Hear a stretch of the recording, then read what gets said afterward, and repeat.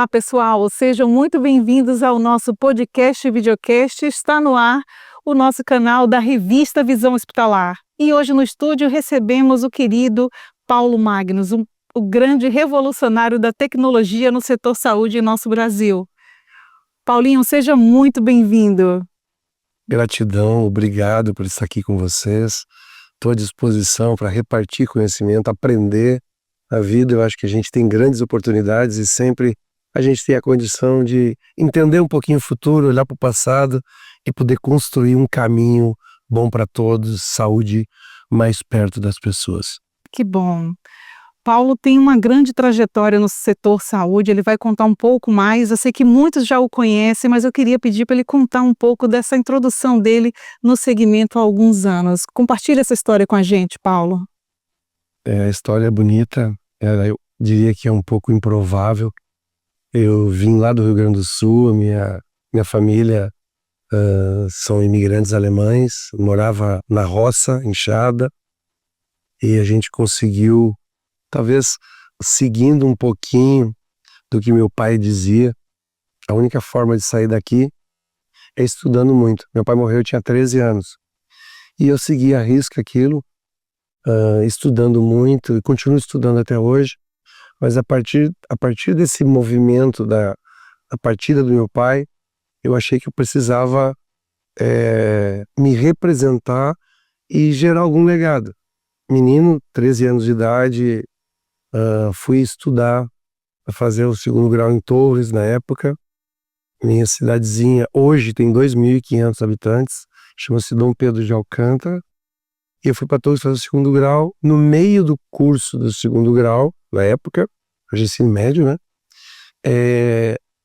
O professor ofereceu que se alguém quisesse trabalhar num lugar que tinha muito papel, e eu fui parar no Hospital de Torres, aonde meu pai havia sido conselheiro. Eu tinha ido uma vez com ele no conselho do hospital.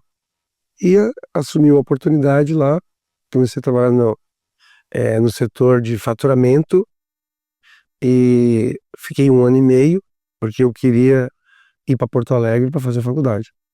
E naquele 1 ano e meio a gente fez uma revolução para o faturamento, e o número de pessoas que tinha quando eu saí, a gente reduziu 70%. E no tempo desses 1 ano e meio, o ex-chefe lá do hospital estava no hospital em Porto Alegre e me abriu uma oportunidade no hospital em Porto Alegre. E quando eu terminei o segundo grau, fui estudar em Porto Alegre, no outro hospital, e fizemos a mesma revolução nesse hospital. Foi aí que a gente abriu uma empresa de terceirização de faturamento, lá no Rio Grande do Sul.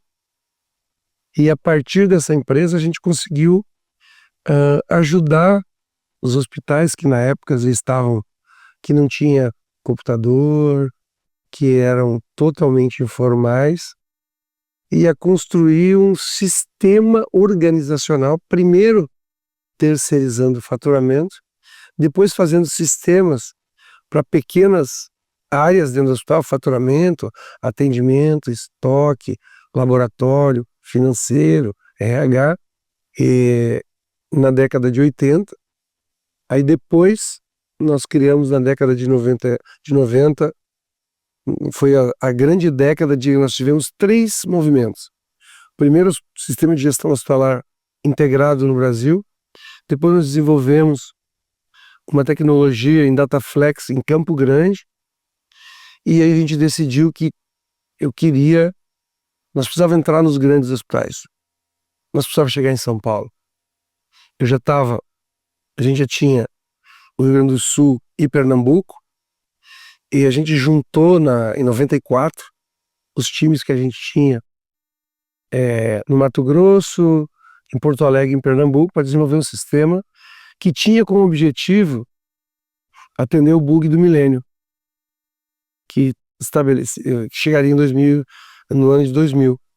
E aí nós fizemos o chamado MV2000, que foi o sistema que permitiu nós chegarmos no estado de São Paulo, e é onde tudo acontece, e poder construir o que a gente chama de tecnologia, que vai chegar no momento, já na década passada para essa, que a tecnologia, que chama de saúde digital, que é ter um prontuário eletrônico digital, que ter uma unidade de saúde sem papel, ter um hospital digital.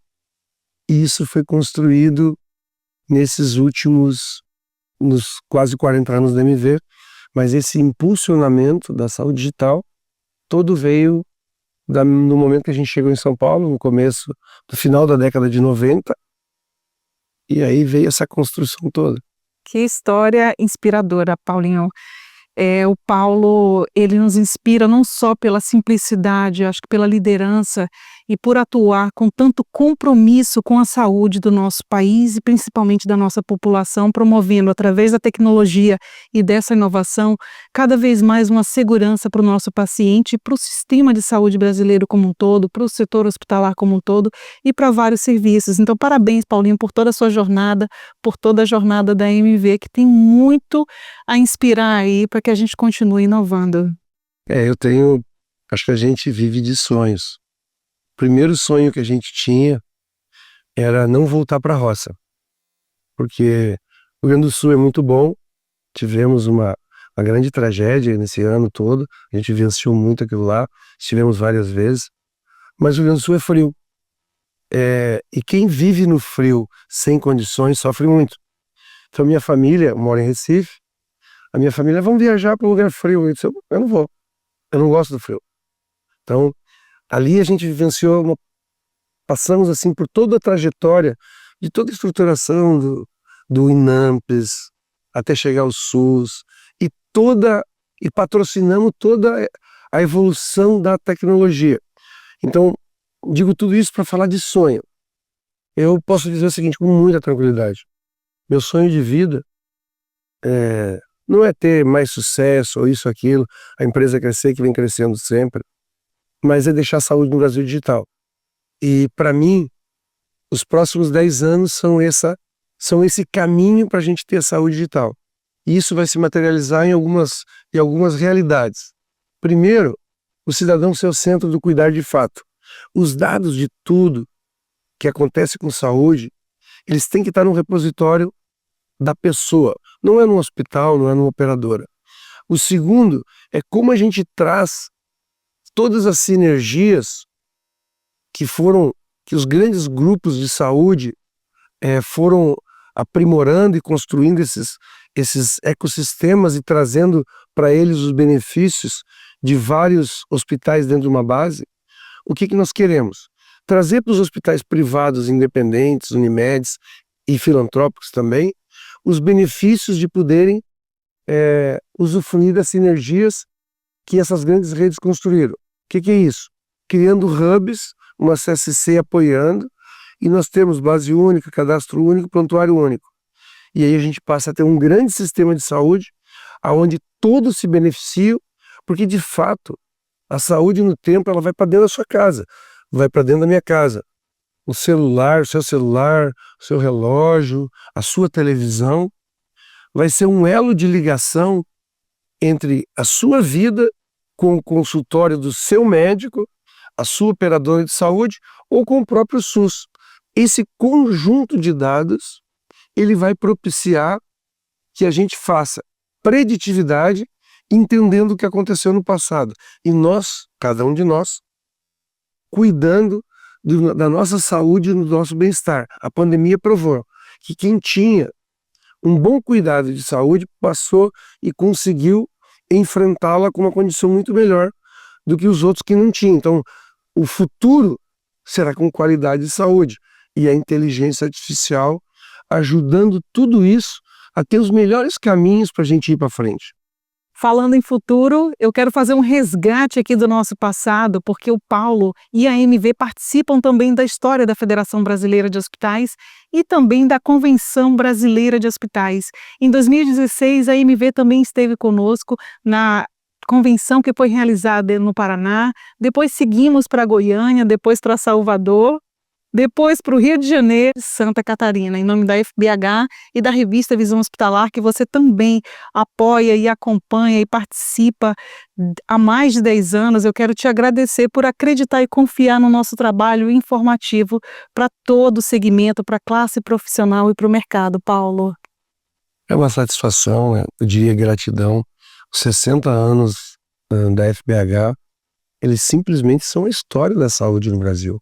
Se a gente olhar o que era a saúde há 40 anos, que é o tempo, 40 e poucos anos, é o tempo que eu me insiro, e os 60 da FBH, tudo o que aconteceu e vem se materializando. Hoje a gente fala de hospital digital. Nosso primeiro hospital digital do Brasil foi um hospital da Unimed Recife em 2016. Então, se a gente olhar o tempo, a primeira unidade de saúde foi em 2010, sem papel. Então a FBH, ela vivenciou toda essa etapa, onde ela construiu relações e suportou os hospitais no Brasil inteiro. Então, quando a gente olha para saúde, para a existência da saúde e a melhoria delas, todas elas estão mapeadas e patrocinadas por tudo que a FBH fez. Então é um prazer enorme estar junto com vocês. E também você apoiou a recepção do Congresso Mundial de Hospitais, que foi realizado no Brasil, no Rio de Janeiro, e agora também abre horizontes aí para todo mundo. Conta um pouco da experiência de participar do 47º Congresso Mundial de Hospitais. Eu diria que eu já participei, eu acho que três dos congressos mundiais, né, 2 aqui no Brasil. E para mim, assim, a impressão que eu tive, assim, da magnitude, gente do mundo inteiro, eu diria que nós estamos em 10 países fora o Brasil, em especial na América Latina, né? Eu diria que o que eu vi aqui foi um movimento de uma troca de experiência muito maior do mundo inteiro, no sentido de como nós juntos estamos muito longe, né? Conseguimos capturar essas energias, experiências de um lugar e outro. Para mim, assim, eu acho que a gente vai para frente criando experiências ou criando realidades, mas em cima de experiências já executadas. Quando tu mistura gente dos diversos continentes, esse evento, ele são hospitais de 70 países.